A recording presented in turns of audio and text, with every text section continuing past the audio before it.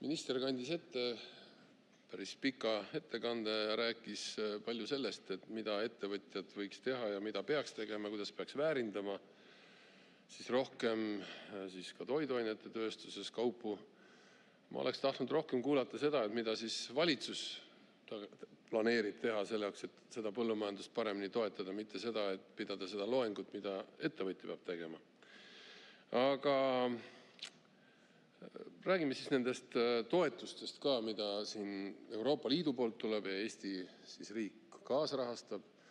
Ja minu arvates on täiesti vale rääkida toetustest põllumajanduses, sellepärast et pigem on see siis kompensatsioon ühiskonna poolt vastu võetud nõuete leevendamiseks. Sellepärast, et kui me võrdleme maailma konkurentsis erinevaid maid, kuidas seal tootmised käivad, siis selliseid nõudeid ja piiranguid Euroopa Liidus on päris keeruline mujalt leida. See tähendab seda, et me konkurentsis oleme juba eos teinud oma tööstuse kallimaks. On ka arusaadavaid põhjusi, nagu tõesti keskkonnateemad ja muud. On ka mõttetud bürokraatiat, millest ma siin praegu pikemalt rääkima ei hakka.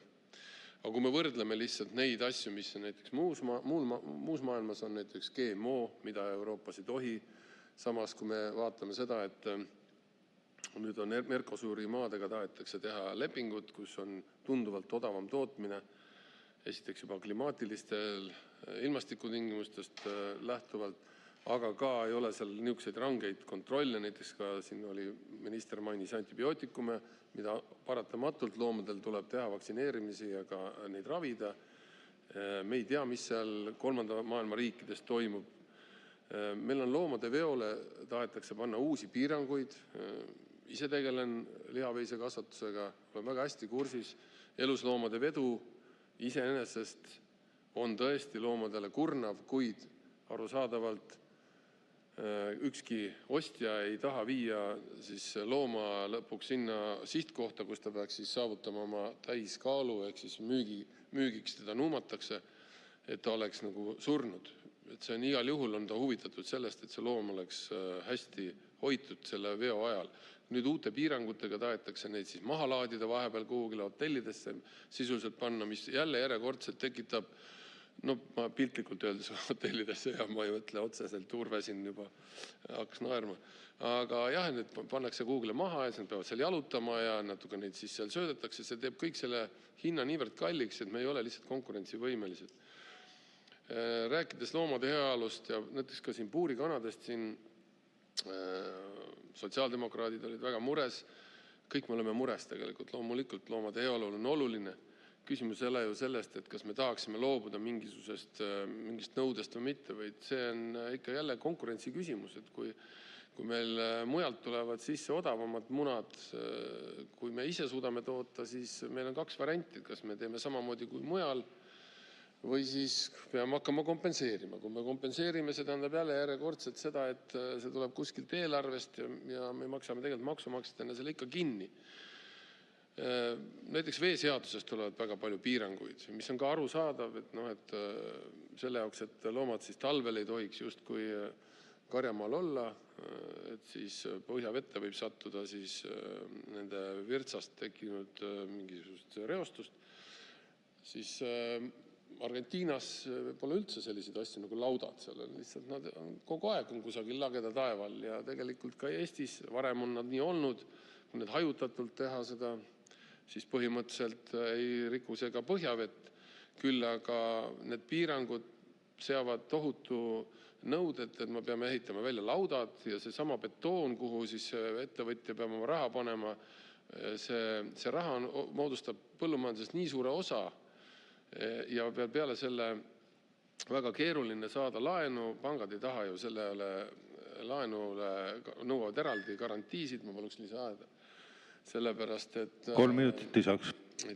Sellepärast, et nad ei ole likviidsed, et kui see põllumajandus peaks hääbuma, siis selle laudaga ei ole pärast midagi peale hakata. Need väga palju muresid on sellega seoses. Rääkides toidujulgeolekust, no kõige tähtsam ongi see, et meil endil tootmine siin säiliks, ongi see, et meie riik peaks ka siis tegema vastavaid pingutusi sellele. Ja ma vaatasin praegu siin, ennem küsisin ka ministri käest, et kui on niisugune teema siin sees, et rahastatakse kliimameetmeid põllumajandusrahastusest, siis ma ei saa nagu hästi aru, et kuidas nüüd põllumajandus saab päästa kliimat või kuidas saab seda raha, mis on mõeldud põllumeestele, et see on toidujulgeolek algabki sellest, et kui me nüüd mõtleme, et kui meil on olemas mingi rahastus, siis see raha läheks põllumajandusse või nendele tootjatele või siis kes tegelevad toiduainete tööstusega, mitte ei läheks jälle järjekordsele maailma päästmisele. See on üks olulisemaid punkte selle asja juures. Et võtta näide näiteks sellest koroonakriisi ajast, kui näiteks Poola ja paljud riigid panid oma piirid täiesti kinni. Meil ei pruugigi olla enam kusagilt seda sööki juurde tellida ja ka ei ole oma toodangut kuhugile viia. Et see on, need näited on olemas. Mul on hea meel, et tegelikult sellel teemal ka juba tegelikult ikkagi ministeeriumis arutatakse. Väga suur probleem on minu arvates põllumaadega, et meil istutatakse mitte siis taimi sinna, vaid meil istutatakse päiksepaneele põllumaadele. Ja siis oleks väga uhked, et taastuv energia tootmine ääretult tore, tuuakse näide, kuidas ristil on siis, ma ei tea, 10 hektarid on päiksepaneele täis topitud. See ei ole hea. Minu arvates see ei ole õige lahendus, kus meil on endal vaja mõelda just nimelt selle toidu julgeoleku peale.